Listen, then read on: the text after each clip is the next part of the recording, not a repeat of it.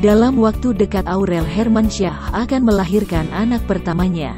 Nah, ada mengejutkan saat menjelang kelahiran anak pertama Aurel Hermansyah. Penampilan istri Raul Lemos ini tampak terlihat tambah memukau. Bahkan Krisdayanti bisa dikatakan akan menyandang sebutan nenek cantik. Namun Krisdayanti juga diketahui sudah mempersiapkan panggilan untuknya dari cucu pertamanya tersebut. Krisdayanti memilih untuk dipanggil Grandmi, yaitu penggabungan dari grandmother yang berarti nenek dan panggilan sayang Aurel ke mamanya yaitu Mimi.